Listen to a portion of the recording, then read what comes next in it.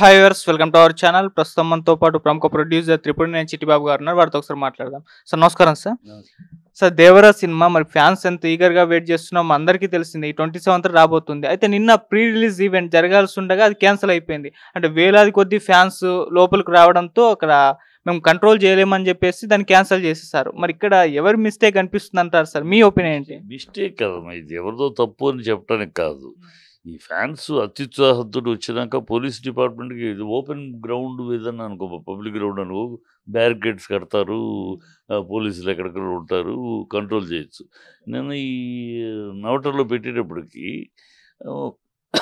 మొత్తం వచ్చారు, ఎదుటి వచ్చి బీభత్సంగా బోర్లు పగలగొట్టడం, చైర్లు బతులు, ఒక బీభత్సం అయిపోయింది. ఇప్పుడు ఆ టైంలో పోలీసులు చేతులు ఎత్తేసారు. మేము మా వల్ల కాదండి, మేము కంట్రోల్ చేయలేము, మీరు కంటిన్యూ ప్రోగ్రామ్ చేస్తే మాత్రం ఏదైనా జరిగితే మాది బాధ్యత కాదు అనే లెవెల్లో పోలీసులు ఎప్పుడైతే అలా అన్నారో, ఎవరైనా నువ్వైనా నేనైనా ఎవరైనా సరే, ఎంత పెద్ద ఆర్గనైజర్స్ అయినా పోలీసులు చేతులు ఎత్తేస్తే ఏమీ చేయలేము. వాళ్ళు సహకారం ఉంటే చేయగలిగారు. వాళ్ళు మా వల్ల కాదు, ఈ జనాలు ఏంటి గొడవ ఏంటి, అల్లర్లు బ్యానర్లు అన్నీ పగలగొడుతున్నారు, అద్దాలు పగలగొట్టారు. సో ఇవన్నీ కూడా తోపుడు. ఇప్పుడు దాంట్లో మ్యాక్సిమం వెళ్ళగలిగిన ఆడియన్స్ కన్నా ఎక్కువ వచ్చేస్తే ఏం చేయలేకపోయారు అక్కడ. అందువల్ల it's only security problem. Plus ఇంకోటి కనపడుతుంది ఏంటంటే, ఈ ఆ ఫ్యాన్స్ రూపంలో కొంతమంది ఫంక్షన్ ఇబ్బంది పెట్టాలి, చెడగొట్టాలనే గ్యాంగ్ కూడా చేరారు దాంట్లో. ఆ చేరారని కనపడతాయి. లేకపోతే ఫ్యాన్స్ అనుకో ఇలా పగలగొట్టరు, కుర్చీలు పగలగొట్టాలి, అద్దాలు పగల చేయరాళ్ళు. ఎంత అప్సెట్ అయినా కురకగా మాట్లాడతారు, కానీ నిజమైన ఫ్యాన్స్ ఎప్పుడు అలా చేయరు. వీళ్ళు పగలగొట్టారంటే ఆ ఫ్యాన్స్లో కొంతమంది వచ్చారు. ఇది కూడా పోలీసులకి అంది ఉంటుంది, పోలీసులు కానీ ఆర్గనైజర్స్ కానీ విషయం అంది ఉంటుంది. ఇలా కొంతమంది వేరే వాళ్ళు అలర్ట్ చేయడానికనే వచ్చారు, అలర్ట్ చేయడానికి గొడవ చేయడానికి వచ్చారు. సో కనుక ఈ పరిస్థితిలో మేము చేయలేమని, మేము సెక్యూరిటీ ఇవ్వలేము అని వాళ్ళు చెప్పుకుంటారు. వాళ్ళకి ఇన్ఫర్మేషన్ వస్తేనే చెప్తారు వాళ్ళు. సో అలాంటిది ఏదో అవాంతరం జరగడానికి ప్రిపేర్ అయ్యి వచ్చారు కొంతమంది, అది కూడా తెలిసి ఉంటుంది. అందుకని అట్మాస్ఫియర్ అదే కనపడుతుంది. ఏదో చెయ్యాలి, ఒక అలర్ట్ చేయాలనే గ్యాంగ్ కూడా ఉన్నారు దాంట్లో. ఈ గ్యాంగ్ ఉంటారు ఎప్పుడు కావాలన్నప్పుడు పవన్ కళ్యాణ్ ఉన్నాడా అని బన్నీ విషయంలో చేయటం, అట్లా ఉన్న ఈ ప్లస్ మైనస్ ఆడియన్స్ కూడా ఫ్యాన్స్ అనే పేరులో వచ్చే ముసుగులో వచ్చే గ్యాంగ్ కూడా ఉంటారు. ఆ గ్యాంగ్ కూడా వచ్చిన దాఖలాలు కనపడుతున్నాయి. సో ఎన్టీఆర్ గారి ఈవెంట్ ని ఈ విధంగా చేయడానికి ఎవరు ట్రై చేసి ఉంటారంటారు సార్ మీరు అన్నట్టుగా?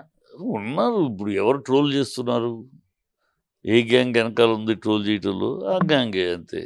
అందరికీ నీకు తెలుసు, నాకు తెలుసు ఎవరు ఏంటని. కనుక దాన్ని ఓపెన్గా చెప్పాల్సిన అవసరం లేదు. కానీ ఎవరు ట్రోల్ చేస్తున్నారు అకారణంగా ఆ సినిమాని గురించి? ఎందుకు ట్రోల్ చేస్తున్నారు? పుష్ప 2ని ఎవరు ట్రోల్ చేస్తున్నారు, ఎందుకు చేస్తున్నారు? వీళ్ళిద్దరి విషయాల్లో ఎందుకు వెనకాల బిహైండ్ ది కర్టెన్ ఈ జరుగుతుంది? వెనకాల ఎవరున్నారు?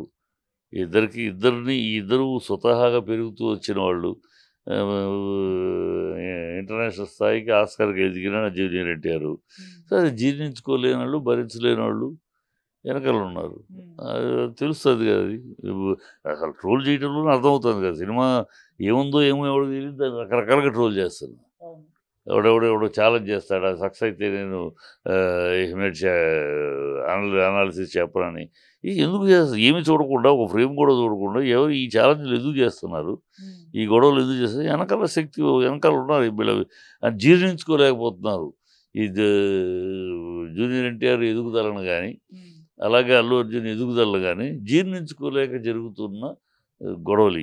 ఇది మంచిది కాదు, ఇండస్ట్రీకి మంచి పరిణామం కాదు. ఇది ఫ్యాన్స్గా ఉండాలి అంతే తప్పితే ఒకళ్ళ సినిమాని నాశనం వాళ్ళని కోరుకునేది సినిమా ప్రేక్షకుడే కాదు, సినిమాని ప్రేమించేవాడు, ఒక హీరోని అభిమానించే నిజమైన అభిమానం ఉన్నవాడు ఏ సినిమాని ఫ్లాప్ అవ్వాలని కోరుకోడు. సినిమా సక్సెస్ అవ్వాలి, ఆ సినిమా అయినా ఏ సినిమా సక్సెస్ అయితేనే మన ఇండస్ట్రీ అని, మన సినిమాలు అని కోరుకుంటాడు నిజమైన ప్రేమికుడు, సినిమా ప్రేమికుడు. వీళ్ళంతా గాలివాటం మనుషులు కొంతమంది, అందరూ అని కాదు, వచ్చిన వాళ్ళు కొంతమంది ఉన్నారు, అది వాస్తవం. అందుకనే పోలీసులు చేతులు తీసారు, ఇన్ఫర్మేషన్ అందుంటుంది, వాళ్ళకి ఏదో గొడవలు చేస్తారు, చేయడానికి సిద్ధంగా ఉన్నారు. అందుకని మా వాళ్ళు కాదన్నారు, క్లోజ్ చేశారు. ఫ్యాన్స్ కూడా బయటకు వచ్చి మాట్లాడుతూ ఆవేదన వ్యక్తం చేశారు. మా దగ్గర MVP పాస్లు ఉన్నాయి, ఇక చూడండి అయినా కూడా లోపలికి అలౌ చేయలేదు, ఆల్రెడీ ఫిల్ అయిపోయాయని చెప్పేసి. అంటే ఎక్కువ పాస్లు ఇచ్చారా, ఈవెంట్ అయితే సరిగ్గా ఆర్గనైజ్ చేయలేదు, ఈవెంట్ మేనేజ్మెంటే తప్పని వాళ్ళైతే వాళ్ళ ఒపీనియన్, వాళ్ళ వర్షన్ చెప్పారు సార్. వాళ్ళ ఫ్యాన్స్ ఈ ఫ్యాన్స్ డెఫినెట్గా ఫ్యాన్స్ డిసప్పాయింట్మెంట్ ఉంటుందమ్మా. ఫంక్షన్కి అంత దూరం వచ్చినాక ఫంక్షన్ లేదు అంటే ఆ డిసప్పాయింట్ మీద మాట్లాడితే ఇంత ఈవెంట్ చేయాలని ఈవెంట్ వాళ్ళు ఎందుకు తప్పు చేస్తారు, అన్ని జాగ్రత్తలు తీసుకున్నారు. కాకపోతే ఎక్స్పెక్టెడ్ కన్నా విపరీతం వచ్చారు. ఆ ప్లేసు అంత విపరీతమైన ఓపెన్ గ్రౌండ్ అనుకో, మాది వేరు. ఇక్కడ అంత జనాలకు మించి ఎక్కడ కూర్చుంటే ఒకళ్ళు నెత్తి మీద ఒకళ్ళు కూర్చోలేరు. ఎక్స్టెండ్ చేయడానికి స్థలం కాదు అది. సో ఉన్నది ఫిక్స్డ్, దాంట్లో కూర్చోవాలి. అది అంత మించి వచ్చేస్తే వాళ్ళు ఎక్కడ చేస్తే ఇంతమంది వస్తారు అంటే ఊర్లో అక్కడెక్కడో ఊర్లో పెడితే వచ్చేస్తారు. ఇక్కడ సిటీలో పెడితే కూడా ఎంతమంది ఇంత దూరం వస్తారు అని లెక్క ఉంటుంది. కానీ టూ మచ్ అంత లెక్కను మించి జనాలు వచ్చేటప్పటికి ఏ ఆర్గనైజర్స్ ఏమైనా దివ్యశక్తులు ఉండవు కదా ఆర్గనైజర్స్ అన్నా. వాళ్ళు ప్లాన్ చేస్తారు. అది మన చేతికి మించి అయిపోతే మేనేజ్ చేయలేని పరిస్థితి ఇదే జరుగుతుంది. సార్ బయట ఎందుకు ఈవెంట్ అంటే ఆర్గనైజ్ చేయలేదు, ఎందుకు ఇండోర్లోనే చేస్తారు? అంటే పర్మిషన్ దొరకలేదని కొంతమంది అంటున్నారు, లేదు వీళ్ళే చేయలేదని కొంతమంది అంటున్నారు. వీళ్ళే చేయలేదన్నాము. ఎందుకంటే వీళ్ళు రిలీజ్ అయినాక ఫంక్షన్స్ పబ్లిక్ ప్లేస్లో పెడదాము, రిలీజ్ అయినాక. ఎందుకంటే హైప్ టూ మచ్ ఆల్రెడీ ఇప్పటికే హైప్ ఉంది. ఇంకా పబ్లిక్లో పెట్టి దాన్ని హైప్ చేసేస్తే ఆడియన్స్లోకి ఓవర్ ఎక్స్పెక్టేషన్తో వస్తారు. ఆ ఓవర్ ఎక్స్పెక్టేషన్తో వచ్చినప్పుడు థియేటర్కి ఎంత బాగున్నా కూడా పర్వాలేదు అనిపిస్తుంది. అది సైకలాజికల్. అది అనేక సందర్భాలు చూసాం మనది. కనుక ఓవర్ ఎక్స్పెక్టేషన్ రాకుండా ఉండడం కోసమని దాన్ని కొంచెం అండర్ ప్లే చేస్తున్నారు. అందువల్ల ఇక్కడ పెట్టారు. మనం రిలీజ్ అయినాక అప్పుడు పెట్టచ్చు, బయట ఓపెన్ ప్లేసెస్లో విజయవాడలో పెట్టచ్చు, పరేడ్ గ్రౌండ్స్లో పెట్టచ్చు, ఎక్కడైనా పెట్టచ్చు. ఆ తర్వాత రిలీజ్ అయినాక సక్సెస్ మీట్లు పెడదాం. ఒక్కొక్క ఊర్లో ప్రతి చోట సక్సెస్ మీట్ పెడదామని ప్లాన్లో ఉండవచ్చు. దాంట్లో అది నార్మల్. అది ఎవరైనా సరే ఆ స్థాయి సినిమాని జాగ్రత్తగా ఎప్పుడు ఏ ఫంక్షన్ చేయాలి, ఎప్పుడు ఎలా చేయాలో ఆలోచిస్తారు. ఆలోచనలో ఇప్పుడు మనం రిలీజ్కి ముందు ఇంత హడావిడి ఓపెన్ ప్లేస్ పెట్టి హంగామా ఎందుకు, అయినాక చేద్దాం, సక్సెస్ మీట్లో చేద్దామని లెక్కలో పెట్టుకుంటారు. ఇప్పుడు ఓన్లీ చేయాలి కనుక ఒక పద్ధతిలో చేద్దామని. అది వాళ్ళ ఎక్స్పెక్టేషన్ మించి జనాలు రావడం, ఇందుట్లో కొంతమంది అరాచక శక్తులు కూడా రావడం, ఫ్యాన్స్ ముసుగులో రావటం జరిగింది. సో ఫ్యాన్స్ డిసప్పాయింట్ అవ్వడంలో తప్పులేదు పాపం. ఎన్టీఆర్ కూడా నేను క్షమాపణ చెప్పాడు కదా, మీరు ఎవరిని అనొద్దు, నేను ఎంత బాధపడుతున్నానో, మా చేతికాని పరిస్థితిలో అలవకాని పరిస్థితిలో క్యాన్సిల్ చేయాల్సి వచ్చింది. ఏదైనా జరిగింది అనుకో, మన ఈ జనాలు అలాగే ఉండి ఏదైనా జరిగింది అనుకోండి, ఎంత దారుణం అయిపోద్ది. అది జరిగే అవకాశాలు ఎక్కువ ఉన్నాయని పోలీసులు చెప్తారు. అవాంతరాలు జరిగే పరిస్థితి ఉందండి. చాలా ఫ్యాన్స్ రూపంలో చాలా అల్లరి మొక్కలు కూడా ఉన్నారు. కనుక అల్లరి జరుగుతుంది. కానీ ఇప్పుడు ఎంత పోలీసులు ఉన్నామా, ఒక 100 మంది 200 మంది దూకి వచ్చారు అనుకో బ్యారికేడ్స్, వీళ్ళు 1000 మంది పోలీసులు పెట్టలేరు కదా. ఏ ఫంక్షన్గా 1000 మంది ఒక సినిమా ఫంక్షన్ పెట్టలేరు.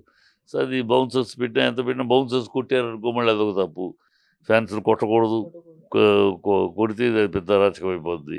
కొట్టకపోతే వాళ్ళు ఎగిరి దూకి వస్తారు. ఆ రూపంలో ఫ్యాన్స్ రూపంలో వచ్చిన అరాచక శక్తులు జై ఎన్టీఆర్ అంటూనే దూకుతారు స్టేజ్ మీదకి. So all these things expected. కనుక ఇన్ఫర్మేషన్ ఉంది, అల్లరి చేయడానికి అవకాశాలు ఉన్నాయనే దీని మీద వాళ్ళు చేతులు చేశారు. వద్దండి, పరిస్థితి బాగాలేదని. సో అది పోలీసు మాట వినక తప్పదు కదా. ఎంత ఆర్గనైజర్ మీరు పోలీసులు చేయకపోయినా మేము చేస్తాం, మేము చేసుకుంటాం అనలేరమ్మా ఎవరు. అందులో ఈ పరిస్థితి ఎవరు అనలేదు. సో ఇది అలా జరిగింది అంతే. సార్ ఈవెంట్ ఈ రకంగా క్యాన్సిల్ అవ్వడం కూడా ఒక రకంగా సినిమాకి ప్రమోట్ అయిపోయింది, ఇంకా హైప్ పెరిగింది. ఎందుకంటే ఆ విజువల్స్, ఆ వీడియోలు అన్నీ కూడా తెగ వైరల్ అయిపోవడం చూస్తున్నాం. ఇది సినిమాకి ప్లస్ పాయింట్ అని అంటున్నారు. సినిమాకి ఇది ప్లస్ మైనస్ ఏం కాదమ్మా, ఇది ఒక డిస్కషన్ అంతే. అయింది, క్యాన్సిల్ అయింది. ఈ క్యాన్సిల్ అవడం సినిమాకి ప్లస్ అది కాదు. క్యాన్సిల్ అవడంలో సినిమాకి ప్లస్ ఏముంది? సినిమానే. సినిమా ఎక్స్పెక్టేషన్ ఉంది, ఆ ఎక్స్పెక్టేషన్ రీచ్ అవుతుంది. కొరటాల శివ లాంటి డైరెక్టరు కష్టపడ్డాడు, కష్టపడి పనిచేశాడు. సో ఇంత కష్టపడి ఇంత దీనిగా ఖర్చు పెట్టి తీసే సినిమా ఆడాలి, ఆడుతుందని నేను కోరుకుంటున్నా, ఆడాలని కోరుకుంటున్నా. ఎందుకంటే కొరటాల శివ ఒక కంటిన్యూస్ హిట్స్ ఇచ్చి ఒక్క సినిమా ఫ్లాప్ ఇచ్చాడు అంతే. కంటిన్యూస్ క్రియేటివ్ హిట్స్ ఇవన్నీ కూడా ఏదో ఆషామాషిగా హిట్లు కాదు, కంటెంట్ని బట్టి హిట్లు. సో కంటెంటు, సోషల్ రెస్పాన్సిబిలిటీ తోటి ఉండే కొన్ని మ్యాటర్స్ని కమర్షియల్గా చెప్పడంలో కొరటాల శివ మాస్టర్. సో ఇది కూడా ఏదో సంథింగ్ మంచి విషయం ఉంది. డ్యూయల్ రోల్లో కూడా ఫాదర్ క్యారెక్టర్ ఎట్లా చేశాడు, అందరికీ అలాంటివి ఉంటాయి. డ్యూయల్ క్యారెక్టర్ ఫాదర్ క్యారెక్టర్ ఎట్లా చేశాడు, ఎంత బాగా చేశాడు, ఎంత వెరైటీగా చేశాడు అని చూస్తాం కదా. అవన్నీ ఆ ఎక్స్పెక్టేషన్ రీచ్ అయితే పెద్ద హిట్ అది. సార్ అదే కొరటాల శివ గారు మొన్న ఒక ఇంటర్వ్యూలో సిద్ధు జొన్నలగడ్డ గారు అండ్ విశ్వక్సేన్ గారు వీళ్ళతో ఒక ఇంటర్వ్యూ ప్లాన్ చేశారు కదా, అక్కడ కొన్ని వ్యాఖ్యలు చేశారు. అంటే ఎవరి పని వాళ్ళు చేసుకుంటే అందరికీ బాగుంటారు, అందరూ మంచిగానే ఉంటారు అని చెప్పేసి కొన్ని వ్యాఖ్యలు చేశారు. అది ఇంతకుముందు సినిమా ఆచార్య సినిమా విషయంలో చిరంజీవి గారికి కామెంట్ చేస్తారని చెప్పేసి విపరీతంగా ప్రచారం చేస్తారు. బుద్ధి లేనాళ్ళు ఈ మాట ఎవరి పని వాళ్ళు చేసుకుంటే సినిమా బాగుంటుంది అనే మాట 50 ఏళ్ల నాటి నుంచి ఇండస్ట్రీలో ఉన్నమాట. ఇవాళ కొరటాల శివ కొత్తగా ఖాయం చేసి మాట్లాడే మాట కాదు. ఆనాటి నుంచి ఈనాటి దాకా ఈ డైరెక్టర్ పని చేయాలా, హీరో పని చేయాలా, కెమెరా పని చేయాలి. ఎవరు ఒకళ్ళ పనిలో ఒకళ్ళు ఏలు పెట్టకుండా ఉంటే సినిమా బాగొస్తుంది. ఎందుకంటే ఒక్కొక్కళ్ళు నిష్ణాతులు, ఎవరి పనిలో వాళ్ళు నిష్ణాతులు కనుక వాళ్ళ దాంట్లో ఒకళ్ళు ఏలు పెట్టకూడదు. కనుక ఇవన్నీ ఇవాళ కొత్త మాటలు కాదు, కొరటాల శివ కొత్తగా కనిపెట్టిన విషయం ఏం కాదు. ఇది ఎప్పటి నుంచో ఇండస్ట్రీలో ఆనవాయితీగా వస్తున్న మాట ఇది. ఎప్పుడు కూడా ఒక మంచి సినిమా రావటం అంటే, మంచి ప్రోడక్ట్ వచ్చిందంటే ఎవరి పని వాళ్ళు సమన్వయంతో చేసుకుంటేనే అనేది స్టాండర్డ్ స్టేట్మెంట్ ఆఫ్ ఇండస్ట్రీ. ఇవాళ కొత్తగా ఏదో కొరటాల శివ దాని గురించి అన్నాడు, ఎరికోతల వాగుళ్ళు. అది అలనాటి కేవీ రెడ్డి గారి నుంచి నిన్నటి కొరటాల శివ దాకా ప్రతి సక్సెస్ఫుల్ డైరెక్టరు, ప్రతి సక్సెస్ఫుల్ ప్రొడ్యూసరు మాట్లాడే మాట ఇది. ఏ సక్సెస్ మేము అందరూ ఎవరి పని వాళ్ళు సమన్వయం చేసుకోవచ్చు. కాబట్టి ఈ సమిష్టి కృషి అంటాం అనే దాంట్లో అర్థం. సమిష్టి కృషి అంటే ఎవరి పని వాళ్ళు చేయటమే, సమన్వయంతో చేయటమే. ఒకళ్ళ పని ఒకళ్ళు కాదు. కెమెరామ్యాన్ పనిలో డైరెక్టర్ ఇంటర్ఫీర్ అవ్వకూడదు. ఈ లైట్ పెట్టు, ఆ లైట్ పెట్టు, అని చెప్పు. తనకు కావాల్సిన ఎఫెక్ట్ చెప్పాలి డైరెక్టర్. కెమెరామన్ తన పని, నిష్ణాతుడు కెమెరామన్ చేసుకుంటాడు. అది అలా ఉంటుంది, అలా ఉండాలి. అలాగే డైరెక్టరు తనకు కావాల్సింది ఆర్టిస్ట్కి చెప్తాడు. అది హీరో అవ్వచ్చు, ఇంకోళ్ళు అవ్వచ్చు, ఎవరైనా అవ్వచ్చు. ఆ హీరో చెప్తారు, వాళ్ళు డైరెక్ట్ చెప్పింది చేసుకుని ఏదైనా సందేహం ఉంటే అడిగి చేసుకోవచ్చు అంతే. ఇప్పుడు ఇవన్నీ ఎప్పుడూ ఇవాళది కాదు. మా నాన్నగారు బందిపోటు సినిమాలో, ఎప్పటి బందిపోటు ఆ రోజులోనే అన్నమాట. ఇవాళ కొరటాల శివ అన్నమాట. ఆ రోజులోనే రాజనాలు ఏదో మా నాన్న రాసే డైలాగ్ ఆయన మార్చి చెప్తా ఉంటే, లేదు యాజ్ ఇట్ ఈజ్ రాసి చెప్పండి, మార్చొద్దు. అదేంటి అదే అర్థం కదా నేను ఇట్లా చెప్తే తప్పేంటి అని ఆర్గ్యూ చేశాడు ఆయన. అప్పుడు మా నాన్నగారు అన్నమాట ఇదే, నీ పని నువ్వు చెయ్యి, నా పని నేను చేస్తా. ఇక్కడ నేను రైటర్ని, ఎక్కడ ఏం డైలాగ్ రాయాలో ఎలా రాయాలో నాకు తెలుసు, నేను రాసింది చెప్పు. నువ్వు యాక్టింగ్ నీ ఇష్టం వచ్చి చేస్తున్నావు. నీ యాక్టింగ్ ఇలా చేయి అలా చేయి నేను చెప్తున్నానా? You are paid for your acting, I'm paid for my writing. కనుక నేను రాసిందని రాసినట్టు చెప్పాలి. అలా అయితేనే సినిమా అవుద్ది. ఒకళ్ళ దాంట్లో ఒకళ్ళు తలదొచ్చడం కరెక్ట్ కాదు. రాజనాలు చెప్పింటే అప్పుడు విఠలాచార్య డైరెక్టర్ గారు, ఎస్ కవి గారు చెప్పింది కరెక్ట్, మీరు రాసిన డైలాగ్ చెప్పండి. ఆయన ఇక్కడ రాసింది ఎక్కడో దానికి లింక్ ఉంటుంది కనుక మీకు అవన్నీ తెలియవు, మీకు ఇక్కడ వచ్చేది ఆయన అన్నాడు. ఆ రోజు అన్నమాట అది, ఎవరి పని వాళ్ళు చేయాలని. మరి ఇవాళ అదే కూడా అసలు కనుక ఇవాళ ఒకళ్ళు దాని గురించి అన్నాడు, దీని గురించి బోడిగుడికి మోకాలకి ముడియటం తప్పితే నథింగ్. నిన్న దేవర ట్రైలర్ రిలీజ్ అయింది సార్, చూసారు కదా, మీకు ఎలా అనిపించింది సార్? బాగుందమ్మా, డెఫినెట్గా ఎఫెక్టివ్గా ఉంది. ఇంకా క్రైమ్గా యాక్షన్ పార్ట్ వచ్చింది. దాంట్లో ఎపిసోడ్స్ ఏముంది ట్రైలర్లు చూపిస్తారు కదా, ఎలాంటి బలహీనమైన పర్ఫార్మెన్స్ మ్యాటర్ ఏముంది. పర్ఫార్మెన్స్ యాంగిల్లో రాలా ట్రైలర్. పర్ఫార్మెన్స్ యాంగిల్లో